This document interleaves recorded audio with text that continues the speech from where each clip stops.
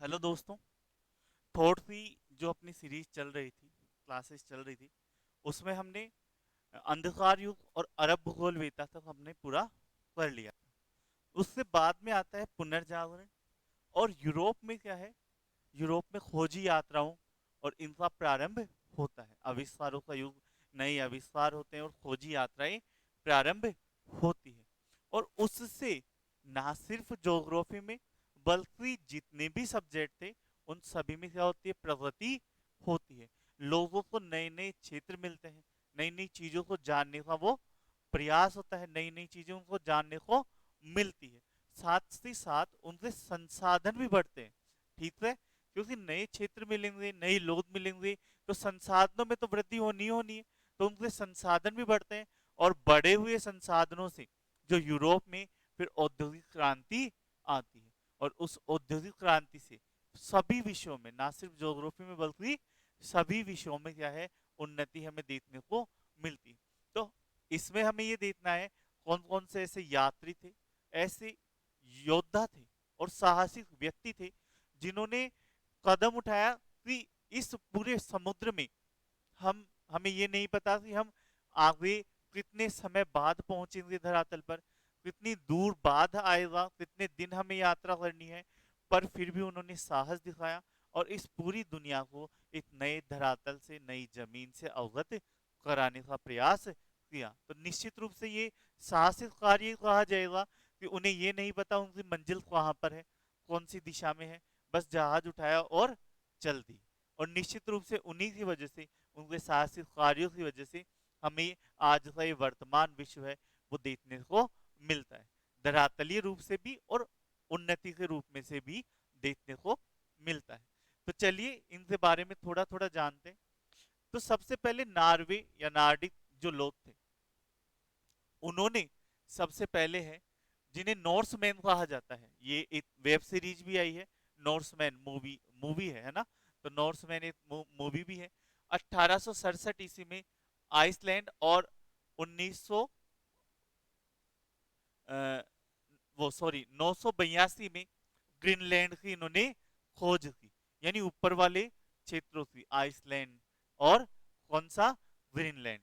और अंत में 4 वर्ष पश्चात उत्तरी अमेरिका की मुख्य भूमि पर जा उतरे। तो ये कनाडा वाले जो द्वीप समूह थे ना, वहां पर ये गए थे, उत्तर उत्तर में।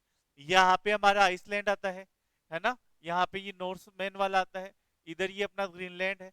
और यहाँ पे कनाडा के जो द्वीप समूह है वो प्रारंभ हो जाते हैं। तो यहाँ पर ये गए थे उत्तर वाले क्षेत्रों में। फिर इससे बाद में यही चलता रहा, है ना। और जो अन्य क्षेत्रों पर, इस ऊपर वाले क्षेत्र में क्या है, अतिक्रमण, इन सब का कार्य क्या है, चलता रहा। आपने जो नॉर्वे के जो लोग हैं, नॉर्वे, स्वीडन, है ना, इन्होंने क्या है, लंदन पर भी आक्रमण करे और लंदन को भी इन्होंने लूटा था। ठीक है, पहले क्या है, ये रूस की तरफ जाते थे, लेकिन रूस में क्या है, जार का शासन मजबूत होने की वजह से फिर इन्हें बाद में क्या है, लंदन की तरफ इन्होंने आक्रमण करना प्रारंभ करे। ऐसा ही सब कुछ चलता रहता है। और 1450 ईस्वी में छपाई, प्रेस में छपाई का आविष्कार होता है। इसका भी अपना बहुमूल्य योगदान है। क्या योगदान है छपाई का? छपाई आविष्कार होने से नॉलेज का जो ट्रांसमिशन है वो आसान हुआ या मुश्किल हुआ? आसान हुआ। ज्यादा से ज्यादा लोगों तक, है ना, जो किताबें पहुंची। पहले छपाई होती नहीं थी, तो छपाई नहीं होती थी, तो किसी ने कोई सिद्धांत दिया या किसी ने बताया कि मैं है जो अफ्रीका घूम के आया हूं और ये चीजें उसने बताई, तो वो क्या होगा, हाथ से लिखेंगे। फिर उस एक व्यक्ति के पास ही है ना, दूसरे को चाहिए तो दोबारा से हाथ से लिखो। और हाथ से लिखने में वो चीजें कॉस्टली भी पड़ती थी, महंगी भी पड़ती थी। और साथ ही साथ क्या था, वो ज्यादा मात्रा में भी नहीं बन पाती। तो नॉलेज है वो सीमित था, सीमित व्यक्तियों तक, अमीरों तक ही सीमित। लेकिन जैसे ही प्रेस छपाई मशीन आई, बड़ी मात्रा में आप क्या है किताबें छाप सकते हो। जो नॉलेज है, जो जानकारी है, उनका जो संग्रहण है आपके पास, उसे बड़ी मात्रा में, बड़े क्षेत्र में और बहुत सारे वर्ग समूह से आप एक साथ साझा करने में सक्षम हो पाए। और इससे आविष्कार से बाद ही लोगों में उत्सुकता भी बढ़ी, है ना। न्यूज आपको आसानी से मिलने लग गई, हालांकि आज जितनी आसानी से मिलती है उतनी आसानी से नहीं, परंतु पहले जो मिलती थी उससे तो बहुत आसानी से मिलने लग गई। अखबार का प्रचलन चला, है ना। तो इन सारी चीजों से क्या है, लोगों में उत्सुकता भी आई और ज्यादा से ज्यादा लोग हैं वो सामने आए। किस चीज के लिए सामने आए, लोग ज्यादा से ज्यादा इस चीज में सामने आए कि हाँ, हमें जानना है कि वहां पे क्या है ना। इस महासागर के उधर क्या है, कौन सी चीज है। लोगों में साहस बढ़ा, लोगों में जानकारी आई, है ना।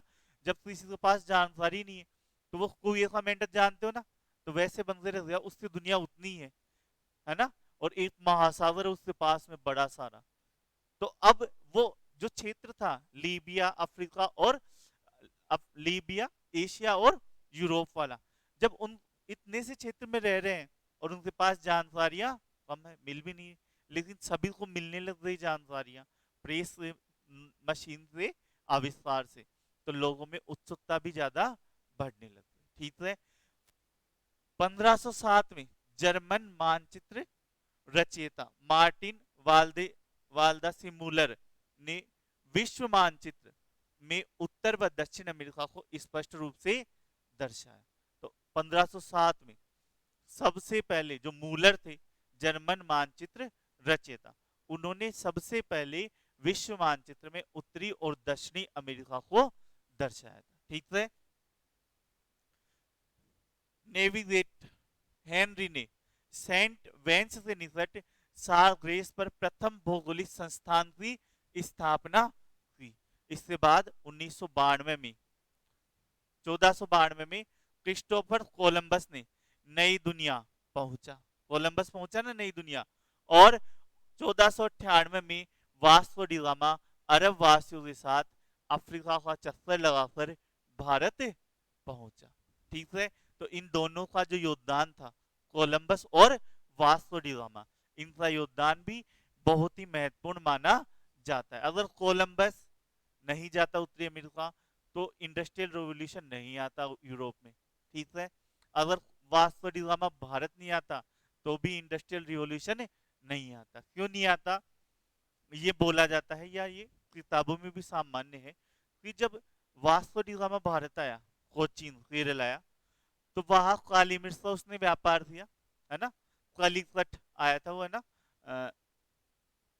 और काली मिर्च के व्यापार से उसने, जब वो वापस यूरोप में ले जाकर काली मिर्च उसने बेची, तो उसे कितना गुना मुनाफा हुआ, उसे 80 गुना मुनाफा प्राप्त हुआ था। तब 80 गुना मुनाफा प्राप्त होने का मतलब है आपके पास संसाधन या पैसे कितने हो गए, बहुत ज्यादा हो गए। और बहुत ज्यादा पैसे या जो अतिरिक्त पैसे आपके पास हैं, उनका आप किस चीज में इन्वेस्ट करते हैं, नई नई चीजों में इन्वेस्ट करते हैं, है ना। तो इससे क्या हुआ, आपका इंडस्ट्रियल रिवोल्यूशन बढ़ा। और अरब जो थे, जो टर्की पर जिनका शासन था, ठीक है, ये अपना यूरोप है, ये अपना टर्की है और ये एशिया है, ऐसे समझ लो। तो टर्की ऐसा क्षेत्र था जो इस पूरे को जोड़ता इस तलीय मार्ग से। अगर आप भूमध्य सागर से आना चाहते हो तो भी उस्मानिया साम्राज्य का ही सल्तनत था। ये जो टर्की हुआ ये पूरा क्षेत्र पर उस्मानिया साम्राज्य ही था, है ना। जो मुस्लिम साम्राज्य जिसे बोलते हैं, खलीफा का शासन था। तो इस पर टैक्स देना पड़ता था। मिस्र हुआ, अरब हुआ, सब पर, लाल सागर में, सब में। तो आने पर आपको क्या है, एक बड़ी मात्रा में टैक्स है वो अरब वासियों को देना पड़ता था, है ना। लेकिन अगर आप इधर से आ गए समुद्र से भारत, तो टैक्स भी नहीं देना। ठीक है। और जो टैक्स के अलावा जो बचत समय की हुई या और डायरेक्ट आप खरीद कर पा रहे हैं वो हुआ, तो इससे आपको बड़ा मुनाफा प्राप्त हुआ। और फिर आपने नए रास्ते खोजे, और नए रास्ते खोजने के साथ साथ आपने क्या करा, पूरी दुनिया पर अपनी सत्ता स्थापित की। और सत्ता स्थापित करने के साथ साथ आपको क्या हुआ, ज्यादा से ज्यादा पैसे आए और रिसोर्सेज बढ़े। अब उनका आप सोचोगे टेलीफोन लाइन या टेलीग्राम, आज वाला टेलीग्राम नहीं, टेलीग्राम कौन सा, जो हम वैसे यूज में लेते हैं तार वाला, वो लाइन उन्होंने बिछाई। डाक प्रणाली उन्होंने बिछाई, रेलवे प्रणाली उन्होंने बिछाई। क्यों बिछाई? उन्होंने इन्वेस्ट किया आर एंड डी में, और आर एंड डी में इन्वेस्ट करने के बाद उन्होंने एक चीज डेवलप करी, क्या? टेलीग्राम। जिससे भारत में क्या हो रहा है, कौन सी परिस्थितियां हैं, वो आप वहां तक पहुंचा सको, ब्रिटेन तक। ऐसा नहीं कि भारत में सत्ता क्या है, समाप्त हो जाए विद्रोह से, और ब्रिटेन वालों को कब पता चले, 2 महीने 4 महीने बाद पता चले कि भारत में तो क्या है, सत्ता समाप्त हो गई या विद्रोह छिड़ गया, और वो अफ्रीका से अपने सैनिक ही ना भेज पाए। तो इन सारी जो समस्याएं चली, उनसे क्या है, इंडस्ट्रियल रिवॉल्यूशन आया, आवश्यकताएं बढ़ी, और आवश्यकताओं बढ़ने के साथ साथ क्या है, संसाधन बढ़े। ठीक है, और संसाधन बढ़ने के साथ साथ आप क्या है, सभी सब्जेक्टों में क्या है, उन्नति हुई, ना सिर्फ ज्योग्राफी में, सब में। जैसे ट्रेन का आविष्कार हुआ, जेम्स वॉट ने बनाई थी ना भाप का इंजन, और उससे ट्रेन बनी। क्यों बनाए? अरे, इस तलीय क्षेत्रों में घोड़ा गाड़ी से इनसे सामानों को लेके जाओगे, कितना टाइम खराब होगा, और वो एक घोड़ा गाड़ी कितना सामान ले जा सकती है, नहीं ले जा सकती ज्यादा। तो उन्होंने इंजन बनाया, भाप का इंजन, और ट्रेन बनाई, जिससे क्या है, आप अंदर तक क्षेत्रों में जा सकते हैं। जैसे ये मेन सिटी है, इस सिटी से भी अंदर गांवों में, छोटे छोटे गांवों तक आप आसानी से पहुंच सकते हैं, और उन छोटे छोटे गांवों से आप अतिरिक्त उत्पादन प्राप्त कर सकते हैं। ठीक है, मेन चीज क्या है, संसाधन की। क्यों? अब आप बोलोगे सर, ये संसाधन आप बोल रहे हो, और संसाधन से डेवलपमेंट कैसे होगा? जैसे आप हो क्या, विद्यार्थी, सारे विद्यार्थी हो ना, अभी अभी थोड़ी कमा रहे हो आप, नहीं कमा रहे ना, लेकिन आपके मम्मी पापा कमा रहे हैं, उनके पास संसाधन है, इसलिए आप पढ़ रहे हो, है ना। लेकिन उनके पास संसाधन नहीं होते, तो बाल मजदूरी नहीं करने चल जाते आप, चल जाते ना। तो ये संसाधन, जैसे साइंटिस्ट हुआ, जैसे खोजी यात्री हुआ, जैसे कोई व्यक्ति हुआ जो किसी सब्जेक्ट के डेवलपमेंट में लगा हुआ है ना, तो उसको क्या करना पड़ता है, वो थोड़ी खेती करने जाएगा, वो थोड़ी चाय बनाने जाएगा, नहीं जाएगा ना। अगर वो खेती करने, चाय बनाने, रेल बनाने, ये सब चीजें करने जाएगा, तो कैसे वो सब्जेक्ट में टाइम दे पाएगा, या जो आविष्कार की चीजें उनमें टाइम दे पाएगा? वो तो एक तरह से दार्शनिक है ना। तो उसको देने के लिए सरकार के पास अतिरिक्त फंड होना चाहिए। सरकार के पास अगर पैसे नहीं होंगे, तो उस देश में दार्शनिक नहीं मिलेंगे, उस देश में वैज्ञानिक नहीं मिलेंगे। बहुत सारे अफ्रीका के देश है जहां पे ढूंढने से नहीं मिलेंगे पीएचडी वाले, है ना, ढूंढने से वहां पे वैज्ञानिक नहीं मिलेंगे। क्यों नहीं मिलेंगे? क्योंकि सरकार के पास पैसे ही नहीं है उनको देने के लिए, बैठे बैठे आपको खिलाने के लिए पैसे नहीं है। और वो कब आएंगे? जब आपके पास, आपकी जो सरकार है, जो गवर्नमेंट है, उसके पास क्या होगा, पैसा होगा, उसके पास संसाधन होंगे, उसके पास संसाधन होंगे, उसके पास पैसा होगा। तब क्या है, वो रिसर्च में, आर एंड डी में, इनमें इन्वेस्ट करेंगे, इनमें इन्वेस्ट करेंगे, आपको अच्छे पैसे मिलेंगे, तो आपको कहाँ पे जाने की जरूरत है, नहीं है ना जाने की जरूरत। फिर आप आराम से उसमें क्या है, दिमाग लगाओगे कि हाँ यार, सागर में लवणता में कैसे परिवर्तन आता है, ठीक है, वायुदाब हवाएं कैसे चलती है ना, ज्वालामुखी कैसे फूटता है, ठीक है, या फिर आप लगाओगे लोक प्रशासन की प्रणालियां कैसे कार्य करती है। तो भूख के पेट थोड़ी, जैसे बोला जाता है ना, भूख के पेट भजन नहीं होते, है ना। तो वैसे ही जब तक आपके पास सिक्योर मनी नहीं है, पैसा नहीं है जिससे आप अपनी आवश्यकताओं को पूरा कर सकते हैं, तब तक आप रिसर्च भी नहीं कर सकते। ठीक है ना, पेट भरा होने के बाद ही निकलते ना सारी चीजें ध्यान वाली, है ना। तो ऐसी स्थिति में, जब जिस देश के पास जितने ज्यादा संसाधन, वो उतना ही ज्यादा आर एंड डी में इन्वेस्ट करता है, और उतने ही ज्यादा सब्जेक्ट का भी डेवलपमेंट होता है। और क्योंकि खोजी यात्री युग जब आया था, उसके बाद निरंतर संसाधनों में वृद्धि बहुत तेजी से हुई।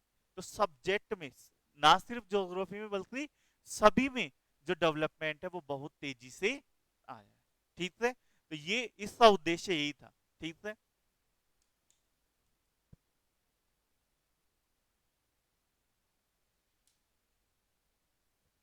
अब फिर हमें 1520 में मेजेलन, है ना, ये पूछा जाता है बहुत बार, पश्चिम की ओर फेंकता, यानी नाव को ले जाते हुए, है ना, एशिया पहुंचने वाला पहला व्यक्ति था, है ना, उसे विश्व का चक्कर काटने वाला पहला जहाज यात्री या जहाजरन कहा जाता है। ठीक है, पश्चिम की ओर चक्कर लगाते हुए का मतलब क्या हुआ, ये अपना कौन सा है, यूरोप। यूरोप का पश्चिम कौन सा है, इधर। तो यूरोप से चला, फिर ये अपना कौन सा आ जाएगा यहाँ पे, अमेरिका, उत्तरी अमेरिका और दक्षिणी अमेरिका, यहां से निकला और फिर इधर से आकर हिंद महासागर, प्रशांत महासागर में आया, कौन से में आया, प्रशांत में, प्रशांत से हिंद महासागर, और यहां से फिर वो एशिया में आया। तो इतना चक्कर उसने लगाया और फिर वापस यहां से एशिया हो गया ये, और एशिया से सीधा नीचे जाकर अफ्रीका हो जाएगा यहाँ पे, और अफ्रीका से जाकर वापस से यहाँ पे यूरोप में आकर पहुंचा। तो ये पहला ऐसा व्यक्ति था जिसने पूरे जहाज से पृथ्वी का चक्कर लगाया था, और इसी ने सिद्ध कर दिया कि पृथ्वी क्या है, गोल है।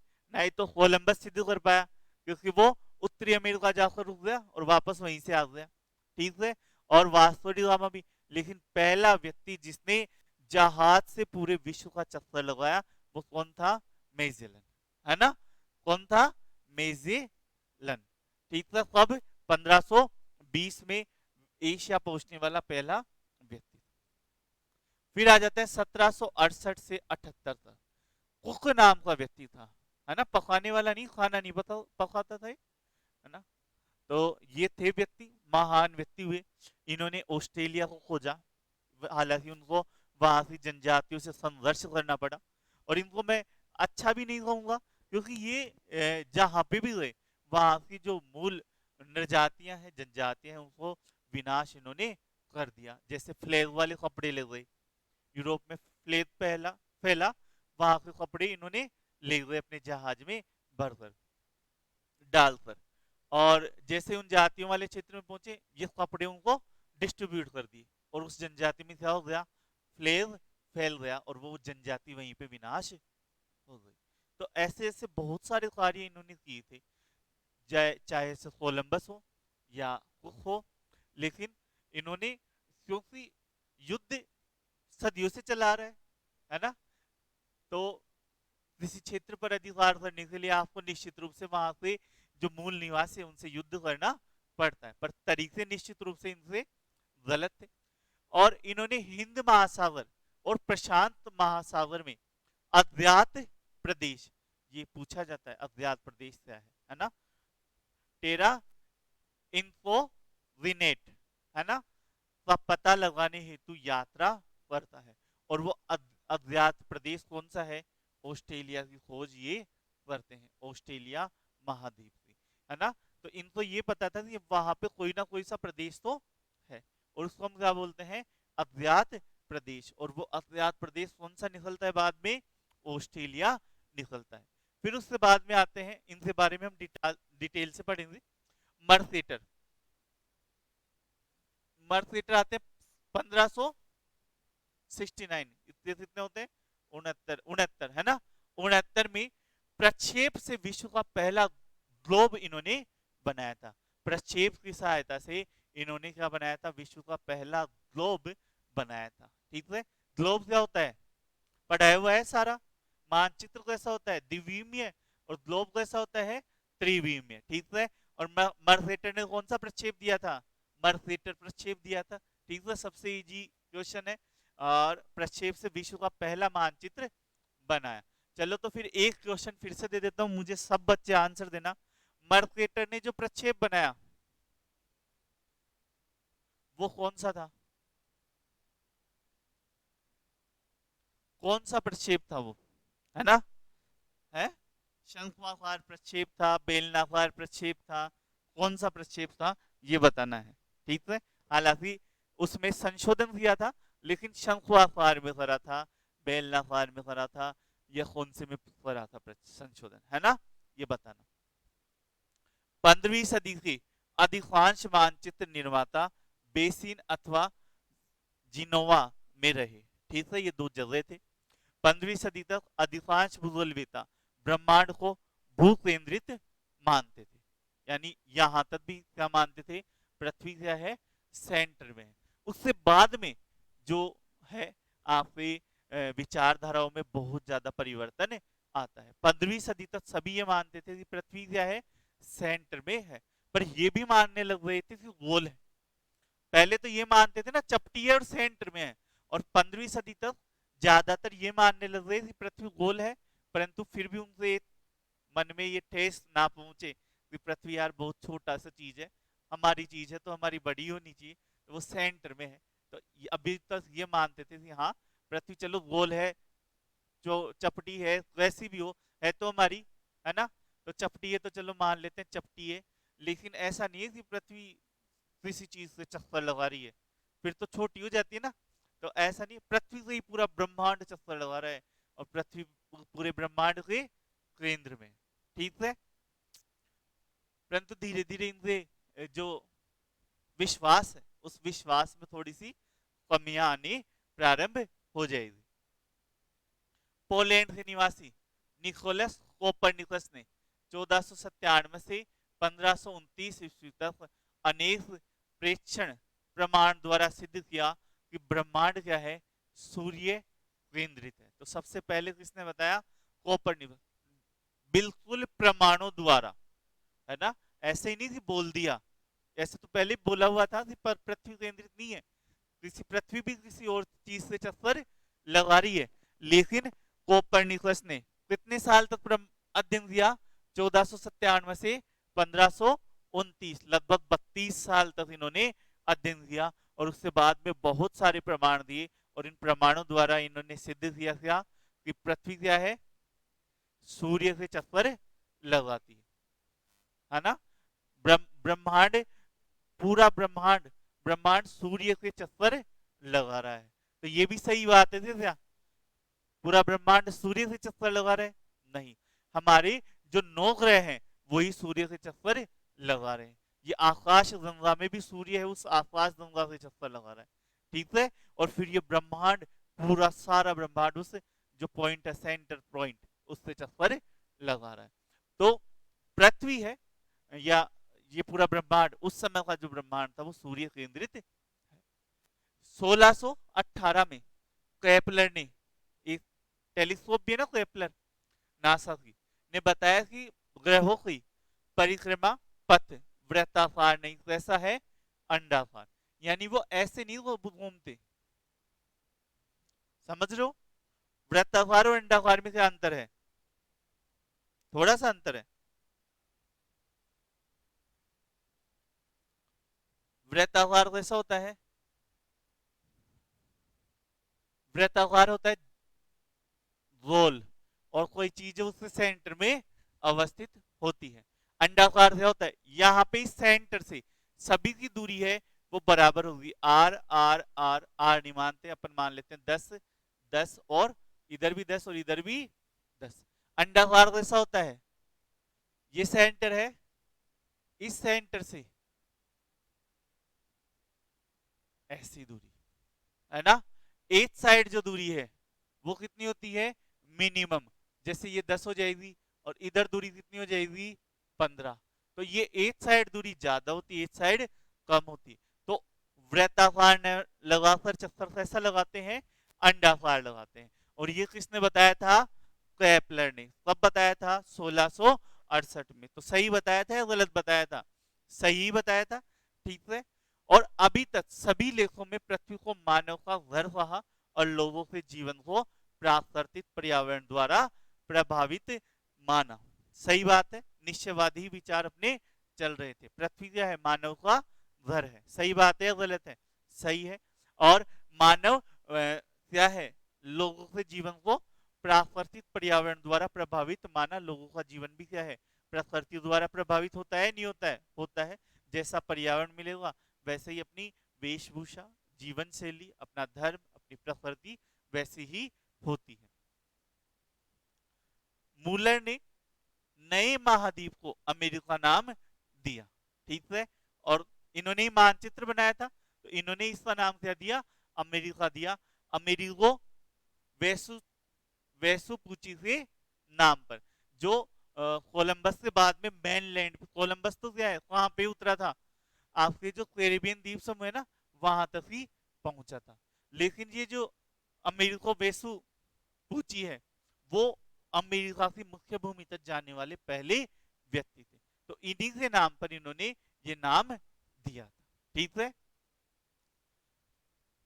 वाल्सी मुलर का नया मानचित्र क्वार्टा मरीना पुकारा जाता था। जो अमेरिका सहित विश्व का जो मानचित्र मुलर ने दिया था, उस मानचित्र में क्योंकि पूरी पृथ्वी थी, ठीक है, उसमें अमेरिका भी था, उसमें प्रशांत महासागर भी था, उसमें अटलांटिक महासागर भी था, उसमें निश्चित रूप से ऑस्ट्रेलिया नहीं था। ठीक है। तो ऐसे जो मानचित्र थे, इस मानचित्र को क्वार्टा मरीना नाम से जाना जाता है। ठीक है। कौन से नाम से जाना जाता है? क्वार्टा मरीना नाम से जानता है। 1530 में पीटर आस्पियन ने हृदय आकृति मानचित्र बनाया समुद्री दूरी के लिए। समुद्री दूरी के आधार पर इन्होंने हृदय आकृति मानचित्र बनाया। फिर आ जाता है अंत में समुद्री दूरी व दिशा की समस्या। 1559 में जिराडस मर्केटर ने मर्केटर प्रक्षेप पर रचकर दूर की थी कि समुद्री दूरियां किस तरह से मापी जाए। दो स्थानों के मध्य जो दूरियां हैं, समुद्र में यात्रा करने के लिए सबसे अच्छा मानचित्र कौन सा माना जाता है? मर्केटर प्रक्षेप। तो ये जो समस्या है वो किसने दूरी की? मर्केटर।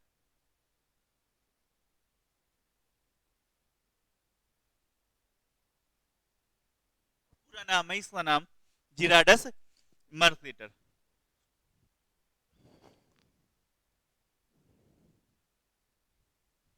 फ्रांस से निकोलस सेंस डी अल्ब अल्बविले ने 17वीं सदी में कार्टोग्राफो का वंश की स्थापना की। वह सोसाइटी के रूप में इन्होंने स्थापित किया। कार्टोग्राफी अर्थात क्षेत्र वर्णीभूत का जन्म दिया। वृहद प्रदेश धरातल वितरण, है ना, धरातल वितरण में लघु मापक की स्थापना का वर्णन भी इन्होंने दिया था। ठीक है। तो ये मानचित्र के बारे में जो डेवलपमेंट होता आया वो था। अब आते हैं हम इस पर, मार्को पोलो पर। ठीक है। कौन थे? यात्री थे या खोजी यात्री थे? खोजी यात्री। तो अरब का मार्को पोलो किसे कहा जाता है? बताया हुआ है, इब्ने बतूता।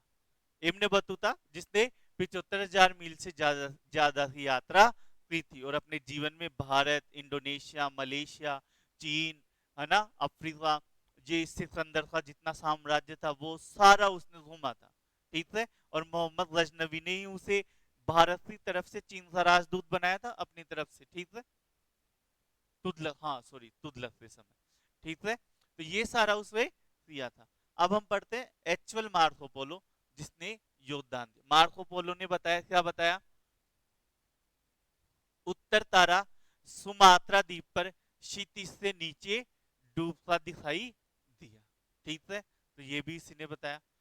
उसने अपने फ्रेंच में अपनी पुस्तक बुक ऑफ वेरियस एंटरप्राइजेस को बोलकर लिखा, लिखाया, यानी उसने बोला है, लिखने वाला दूसरा है। ठीक है। Book of various enterprises. एक अन्य पुस्तक द मिलियन, अंग्रेजी में ट्रेवल्स ऑफ मार्को पोलो, है ना, ये लिखी। एशिया का पहला घुमक्कड़ अथवा खोजी यात्री था और इसने चीन में बहुत ज्यादा यात्राएं की थी। विशेषतः चीन में इसने बहुत ज्यादा घूमा था। मध्य युगीन काल में अबिसिनियो के क्रिश्चियन साम्राज्य से कृषि जिले का विवरण प्रस्तुत करने वाला पहला यात्री था और उसने चीन की दीवार और वहां चाय उद्योग, यानी अगर ये चीन में गया और इतनी सारा उसने चीन में घूमा और विशेषतः वहां पर चीन में, तो इसके बारे में ये कहा जाता है क्योंकि पुराने, अब यहाँ पे ये मैंने क्यों लिखा है, पुरानी किताबें है ना। अब पुरानी किताबों में आप जानते हो जिसके पास पैसा है वो क्या है, ज्यादा से ज्यादा फेकोलॉजी करवाते हैं। फेकोलॉजी जानते हो ना सब, बड़ाई करना, है ना, बहुत ज्यादा बड़ाई करना अपनी, कि उस राजा ने इतने इतने दान दिए, है ना, इतने मंदिर बनवाए, इतना दूर चला, 10,000 से ज्यादा की सेना थी, है ना, या फिर 10 लाख से ज्यादा की सेना थी, पता नहीं क्या कई चीजें उनमें बोली जाती है। आप जानते ही हो सारी चीजें। तो वैसा ही क्या है इनमें भी होता है। अब जो यात्री है, उन यात्रियों के बारे में कौन जानता है कि मार्को पोलो सच में चीन में गया था या नहीं गया था? नहीं जानते ना। आपको किताब के माध्यम से ही पढ़ रहे हैं ना, किताब के माध्यम से पढ़ रहे हैं, उसमें लिख दिया कि चीन में घूमा, वो घूमा, इतना घूमा, वहां घूमा, वहां गया, यहाँ गया। सुंदर। लेकिन चीन में जब इतना घूमा कोई व्यक्ति, तो चीन से दीवार तो जानना ही चाहिए ना। अब आपको बोल दे कि मैं आगरा गया हूँ, है ना, होते ना कई लोग, है ना, कि अरे मैं गया था आगरा, यहाँ यार ये चीजें हैं, वो है वो है, दुनिया भर की उसने चीजें बता दी और दो चीजें नहीं बताई। आगरा का ताजमहल, आगरा का पेठा, है ना। पेठा क्या होता है नहीं पता। ताजमहल, ताजमहल तो कानपुर में है, आगरा में थोड़ी, है ना। तो जब आप उससे पूछ लो तो ऐसे जवाब। तो वैसे ही क्या है, इससे पूरी किताबों में ना ही तो चीन से दीवार के बारे में अध्ययन मिलता है और ना ही चीन में चाय के बारे में। जबकि चाय तो चीन में पेय पदार्थ है ना, भारतीयों से भी ज्यादा वहां पे पी जाती है स्पेशल, है ना। बिना दूध वाली चाय पी जाती है, अपने तो फिर भी दूध वाली पी जाती है ना। और इतने प्रकार की पूछो मत। एक मूवी है कौन सी, रेड चिफ, रेड क्लिफ, हाँ, रेड क्लिफ मूवी है। उसमें अलग युद्ध वाली है, चाइनीज हिस्ट्री पर ही है, पर उसमें एक 5-7 मिनट का क्लिप है जिसमें बताया जाता है चाय कैसे बनाई जाती है ना, चाय बनाने की पूरी प्रोसेस, है ना। तो वो भी उसमें बताया हुआ है। तो जब किसी देश में चाय का कल्चर इतना ज्यादा हो, इतने पुराने बड़े बड़े स्तर पर हो, और आप वहां पे घूमने जाओ, तो चाय तो बताओगे ही बताओ। तो यही सारी चीजें हैं जो मार्को पोलो पर सवाल उठाती है कि अगर वो इतना घूमा एशिया में और विशेषतः चीन में, तो फिर उसे चीन की दीवार और चाय के बारे में तो अपनी किताब में उल्लेख करना ही चाहिए था। ठीक है। फिर आ जाते हैं क्रिस्टोफर कोलंबस। 1451 से 1506 के मध्य। ये कहाँ से थे? इटली से थे, है ना, इटली से थे। लेकिन इन्हें यात्री से ले भेजा था किसने? पुर्तगाल ने। पुर्तगाल की तरफ से यात्राओं पे गए थे। तो इनका जो भाई है वो चार्ट और मानचित्र रचेता था लिम्बन में। ठीक है। 3 अगस्त 1992 में, सॉरी, स्पेन की तरफ से गए थे। किसकी तरफ से गए थे? स्पेन। स्पेन की रानी के उत्तरदायित्व में सांट सांता मेरिया व 2 अन्य छोटे जहाजों, इनका जहाज का नाम क्या था? सांता मेरिया। और 2 छोटे जहाज कौन सा? पिंटा और नीना को लेकर जापान पहुंचने की आशा में पश्चिम की ओर चल पड़ा, है ना। कि हम जापान जाएंगे वहां पे, ये हमारा विश्व है, ये हमारा कौन है? यूरोप। और यूरोप से जाएंगे घूमकर और कहां पर आ जाएंगे? जापान आ जाएंगे। ऐसा इन्होंने क्यों माना? क्योंकि इन्होंने जो विश्व की जो गणनाएं हैं, पृथ्वी की जो परिधि की गणनाएं हैं, वो किस आधार पे मानी थी? टोलेमी के आधार पर। टोलेमी के आधार पर ही मानी थी। तो पृथ्वी क्या है? छोटी, जो वास्तविक आकार है उससे उनकी गणनाएं क्या रही? छोटी रही। और छोटी रही इस वजह से इनको लगता था कि चक्कर लगाएंगे और कहां पे पहुंच जाएंगे? जापान। 12 अक्टूबर 1992 को भूमि को क्या हुए? दर्शन हुए। तो अगस्त, सितंबर और अक्टूबर, तो 2 महीने से ज्यादा से समय तक, 60-65 दिनों तक ये समुद्र में ही चलते रहे बिना भूमि के दर्शन हुए। और भूमि के दर्शन हुए तथा कोलंबस ने द्वीप का नाम सान साल्वेडोर, है ना, बहामा के प्रतीक्षा द्वीप रखा, है ना। तथा द्वीपों को पश्चिमी द्वीप समूह नाम दिया। कौन से द्वीप समूह नाम दिया? पश्चिमी द्वीप समूह नाम दिया। तथा हेती में ला नेविदा किला स्थापित किया तथा 44 व्यक्तियों को कॉलोनी वहां पर बनाकर 15 मार्च 1943 को घर वापस यानी स्पेन वापस आ गया। ठीक है। लेकिन दूसरी यात्रा करता है ये कब? सितंबर 1493 में। और तब ये 17 जहाज लेके जाते हैं। पहले कितने? 2 जहाज लेके हुए थे। और जब दोबारा यात्रा पे जाते हैं तब कितने जहाज लेके जाते हैं? 17। और 1500 व्यक्तियों को अपने साथ लेकर जाते हैं। और डोमिनिका जाकर पहुंचा, जहां पर इन्होंने बहुत सारे द्वीपों की खोज की। अब इतने बड़े क्षेत्र में जाना है, खोजना है, तो व्यक्ति भी ज्यादा चाहिए, जहाज भी ज्यादा चाहिए। तो ये पहले तो गए 3 जहाजों के साथ, है ना, और फिर 3 जहाज, एक बड़ा और 2 छोटे, है ना। तो 3 जहाजों के साथ गए पहले तो, और फिर उस क्षेत्र को देखा कि हाँ चलो यहाँ पे भूमि है, पहले जाए, मरे तो कम से कम मरे, ठीक है। और फिर गए 17 जहाजों के साथ 1500 व्यक्तियों को ले, है ना, और फिर पूरे अमेरिका को इन्होंने खोज में लगा दिया, ठीक है। और अनेक द्वीप इन्होंने खोजे। 1443 में हिप्पोनिकस पहुंचा तो वो नष्ट प्राय था, तथा कुछ दूरी पर ईसाबेला तट पर नई बस्ती स्थापित कर दी। तो यहाँ पे तट को स्थापित 44 व्यक्ति से ही संभाल लेंगे उसको, है ना, नहीं संभाल सकते ना। उस टेंट को, वहां की जो जनजातियां हैं उन्होंने उसको नष्ट कर दिया, वहां पे हमला करके। तो ये समझ रहे थे कि हाँ यहाँ पे जनजातियां हैं, दिख रहे होंगे, ठीक है। और ये निश्चित रूप से कोई भी है वो अपने क्षेत्र में आने नहीं देता है, तो वो भी प्रतिरोध तो उनका भी होना ही होना है, ठीक है। पर फिर उन्होंने वहां पर ईसाबेला में दूसरा बस्ती स्थापित हुई, जिसे नई दुनिया का पहला यूरोपीय नगर मानते। नई दुनिया का पहला यूरोपीय नगर कहाँ पे है? ईसाबेला में, ठीक है। और कब स्थापित हुआ? मार्च 1946, सॉरी, मानते हैं, और मार्च 1493 में, नवंबर में, ठीक है, नवंबर 1493 में। और फिर मार्च 1946, 1446 में वापस लौटते हैं। तो अब इतनी बड़ी 1500 व्यक्ति लेके हुए हैं, तो थोड़ा टाइम लेके पूरा क्षेत्र स्थापित करके फिर ये आते हैं। तो ये थे हमारे कोलंबस। और तीसरी यात्रा, फिर से अभी थोड़ी रुकना है, दोबारा से यात्रा जाते हैं, और दोबारा में कहाँ पे जाते हैं? त्रिनाद और ओरिनिको नदी के मुहाने को ये खोज लेते हैं। इससे उन्होंने कालिया मुख ड्रैगन माउथ की संज्ञा दी थी, ओरिनिको नदी और त्रिनाद नदी का जो मुहाना है उसे। या वह हेती में राजनीतिक स्थिति नहीं संभाल सका, और वहां निरंकुश अधिकारी ने हथकड़ी लगा उसे स्पेन भेज दिया, जहां रानी ने उसे क्षमा किया। यानी वहां जो 1500 2000 लोगों को लेके गया था वो उन्होंने उसको बोला टाटा बाय बाय, है ना, आपकी अब यहाँ पे कोई जरूरत है नहीं है, मैं ही संभाल लूंगा, यहाँ पर राजा कौन हूँ? अब मैं ही हूँ। होते ही वही महत्वाकांक्षी व्यक्ति, ठीक है।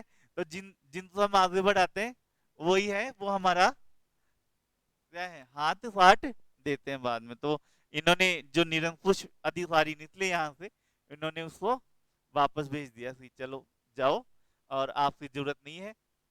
फिर भी रानी ने चाही ना, चलो कोई बात नहीं है, रानी का ही तो सेवक था, तो चलो माफ कर दिए। चौथी यात्रा पे वापस से भेज दिया कि चल तू ही संभालेगा इसको।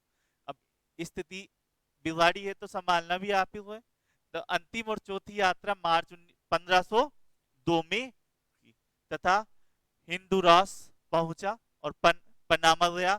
बेलेन में कॉलोनी स्थापित की, जेमिका लौटा, और वहां खराब मौसम वह हतोत्साहित होकर वापस स्पेन लौटा, जहां रानी की मृत्यु हो गई थी, है ना। और रानी की मृत्यु हो गई, और उससे बाद में उसको भी 1506 में उसकी भी क्या हो गई? मृत्यु हो गई। तो रानी की मृत्यु होने के बाद में ये भी क्या हो गया? गरीब हो गया, दरिद्र हो गया, क्योंकि सारे पैसे तो इसने इसमें लगा दिए, यात्राओं में, ऋण में। और जो नया राजा आया वो क्या बोलता है? मुझे कोई इंटरेस्ट ही नहीं है ना, तो अब आपको पैसे दो दूं, ठीक है। तो फिर इसकी इतना खोज की, इतनी सब कुछ किया, लेकिन राजनीतिक परिस्थितियां इसके कंट्रोल में नहीं थी। तो ये क्या है? अच्छे यात्री थे, खोजी यात्री थे, 4 बार इन्होंने अटलांटिक महासागर को पार किया। ये भी ध्यान में रखना है, कितनी बार पार किया? 4 बार, ठीक है। 4 यात्राएं टोटल इन्होंने की थी। अब इसमें जो याद करने लायक है, वो इतनी सारी चीजें याद करने की जरूरत तो है नहीं, है ना। ये थोड़ा हिस्ट्री वाला पोर्शन ज्यादा है, ज्योग्राफी वाला कम है, पर आपको हिस्ट्री तो याद रहे। तो पहली चीज, हेती का नाम बार बार आया है ना, तो उसकी खोज किसने की? कोलंबस ने, है ना। दूसरा, स्पेन ने ही इन यात्राओं का खोज प्रारंभ हुई थी, है ना। स्पेन की तरफ से ये गए थे कोलंबस। जन्म हालांकि इनका इटली में हुआ था, पर यात्राओं को स्पॉन्सर किसने किया था? इटली की रानी ने, ठीक है ना, स्पेन की रानी ने, सॉरी। सांता मेरिया इनका पहला जहाज था जिसको लेकर ये गए थे, ठीक है। और इन्होंने ये छोटे जहाज की हमें कोई आवश्यकता नहीं है। यात्राएं जापान पहुंचने की आशा थी पर पहुंचे नहीं, ठीक है। पहुंचे कहां पे? सान साल्वेडोर, ठीक है, जिसको ब्रह्म बहामा में प्रतीक्षा द्वीप नाम इनका दिया गया, ठीक है।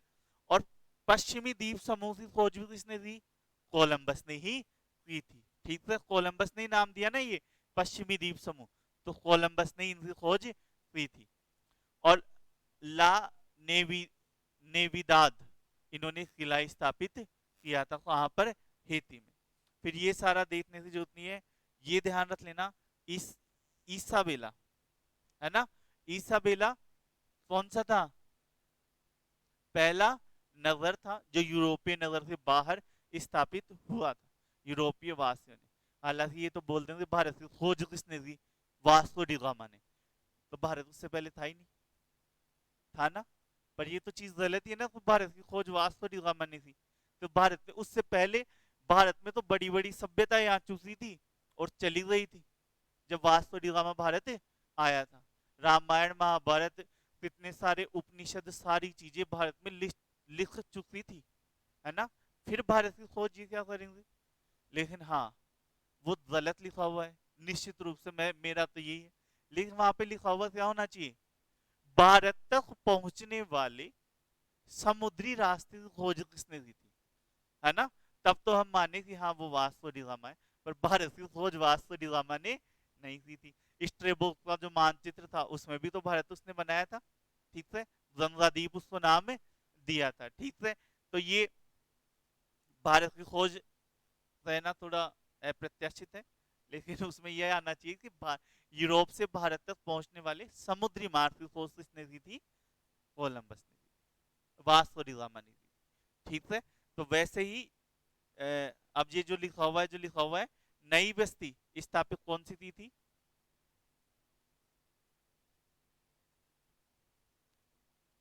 इसाबेला यूरोपियन नगर।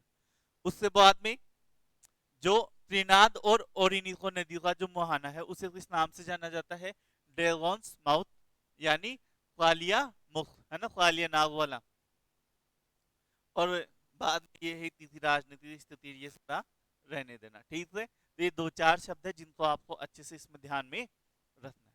बाकी इंटरेस्टिंग लगे तो स्टोरी भी आप आसानी से याद रख सकते हैं, शानदार स्टोरी है ना। ऐसा करेंगे अपन जब यूट्यूब पे एक एक यात्रियों विद्वानों के बारे में डिटेल से वीडियो बनाते हैं ना, पूरी उनकी स्टोरी सुनाते हैं, ठीक है। फिर आ जाते हैं नेक्स्ट, वास्को डी गामा। ये कौन थे? पुर्तगाली, ठीक है, पुर्तगाली थे वास्को डी गामा। ये भारत में खोज के लिए 1497 में 4 छोटे जहाजों का बेड़ा लेकर भारत रवाना होते हैं। और भारत रवाना होने के लिए सेंट हेलेना खाड़ी पहुंचते हैं पहले, अफ्रीका के पास में, जहां उसका आदिवासी वाले हॉटेन टॉज से लड़ाई हो जाती है, ठीक है। उसने जॉम्बेजी नदी के तट पर इस कर्वी लोग का सामना किया इतिहास में पहली बार। ये कौन सा रोग है? इस कर्वी रोग, फ्लेज जैसा, विटामिन डी की कमी। ये होता है जब आप बहुत ज्यादा समय तक क्या हो, समुद्री यात्राएं करते हैं, तब ऐसा रोग आपको देखने को मिलता है। आपको क्या भ्रम से होने लग जाते हैं, ठीक है। तो यार ये क्या हो गया, अलग अजीब अजीब सी चीजें दिखाई देने लग जाती हैं, आधे पागल पागल से आप हो जाते हो, ठीक है। क्योंकि इनका क्या है, खाना खराब हो गया। समुद्र में कितने दिन खाना, नमी तो रहती है, अब नमी रहेगी तो निश्चित रूप से वो नमी के साथ साथ कीड़े मकोड़े तो जन्म ले ही लेते हैं खानों में, भोजन में। और क्योंकि इतने लंबे समय तक 60 दिन 65 दिन 80 दिन समुद्र में ही चल रहे हैं, लहरों में ही चल रहे हैं। तो अब आप सोचो कि एक एक स्थान पर एक बाड़े में आपको बांध दे 200 दिन 50 दिन, क्या वो स्थिति है। हाँ, तो वैसी स्थिति इनकी होती है। ठीक है, ठीक है, ये अपने को देखने को यहाँ पर मिलता है। तो इस वर्षी लोग होता है, इनसे सबसे पहले इनको क्योंकि लंबी लंबी यात्राओं में ही तो ये रोग आता है, तो यहाँ पर अपने को देखने को मिलता है। अरब वासियों की मदद इनको मिली और इनका दल मोम्बासा पहुंचा और मेलिंदी के राजा से भेंट करी। यहां से अरब पार करते हुए कलिकट पहुंचा और 7 महीने की लंबी यात्रा, कितने महीने की, 7 महीने की इन्होंने लंबी यात्रा की थी। और 7 महीने की लंबी यात्रा का मतलब जानते हो कि कौन कौन सी समस्याएं उनको समुद्री यात्रा के दौरान झेलनी पड़ी होगी। ठीक है, तो ये अब पहली बार इतना हुआ था, तभी ये समस्या इनको देखने को मिलती है।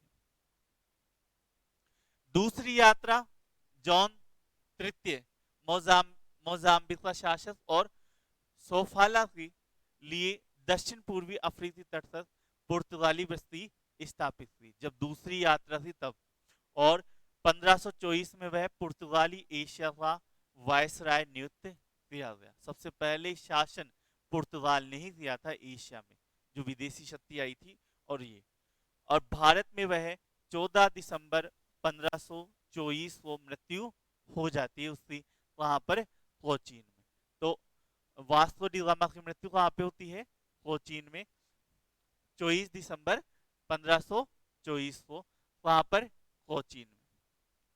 नेक्स्ट हमारे कौन से है, मेजेलन, जिसको हम नेक्स्ट क्लास में पढ़ेंगे। ठीक है, और आई होप आपको अच्छा लगा होगा, और कोई भी डाउट है तो बता देना। धन्यवाद दोस्तों।